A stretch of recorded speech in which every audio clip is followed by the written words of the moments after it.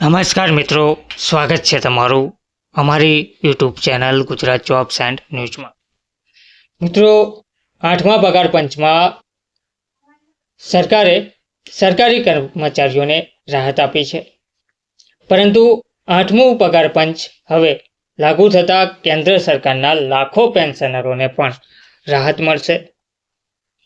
પેન્શનમાં આટલો વધારો જોવા મળી રહ્યો છે.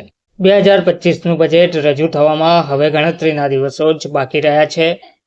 અગાઉ 16 જાન્યુઆરીના રોજ કેન્દ્રીય કેબિનેટે કેન્દ્ર સરકારના કર્મચારીઓના પગાર અને અન્ય ભથ્થાઓમાં સુધારા માટે 8મા પગાર પંચને મંજૂરી આપી હતી, જેના કારણે હવે સરકારી કર્મચારીઓના પગાર તેમજ પેન્શન ધારકોના પેન્શનમાં ફેરફાર થવાનો છે. પરંતુ આ પગલાંથી લગભગ 65 લાખ જેટલા પેન્શનરોને ફાયદો જોવા મળશે, જેમાં સંરક્ષણ ક્ષેત્રમાં કામ કરતા કર્મચારીઓનો પણ સમાવેશ કરવામાં આવ્યો છે.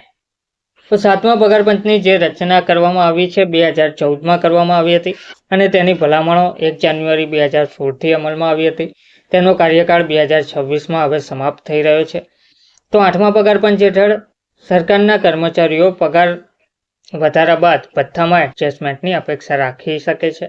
સંભવ છે કે કર્મચારીઓના પગાર અને પેન્શનની ગણતરી માટે ઉપયોગમાં લેવાતા ફિટમેટ ફેક્ટરને 2.57થી વધારીને 2.86 કરવામાં આવે, અને જો આવું થશે તો કર્મચારીઓનું મૂળભૂત લઘુત્તમ વેતન 18,000 રૂપિયાથી વધીને 51,480 રૂપિયા જેટલું થઈ શકે છે. હવે ફિટમેટ ફેક્ટરમાં અપેક્ષિત વધારાને કારણે પગારમાં વધારા સાથે પેન્શનના માળખામાં ફેરફારની શક્યતાઓ રહેલી છે. તો પેન્શનમાં કેટલો વધારો થઈ શકે? તો એવું કહેવામાં આવી રહ્યું છે કે જો 8મા પગાર પંચ હેઠળ ફિટમેટ ફેક્ટર વધીને 2.86 કરવામાં આવે છે તો કેન્દ્ર સરકારના પેન્શનરોનું પેન્શન વર્તમાન 9,000 રૂપિયાથી વધીને 22,500 25,200 રૂપિયા થઈ શકે છે.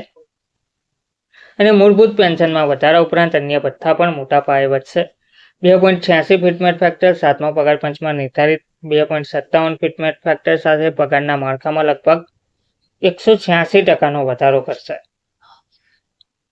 તો કેન્દ્ર સરકારના કર્મચારીઓનો લઘુત્તમ મૂળભૂત પગાર ₹7,000થી વધીને ₹18,000 થયો છે. લઘુત્તમ પેન્શન પણ ₹2,500 રૂપિયાથી વધીને ₹9,000 રૂપિયા થઈ ગયું છે.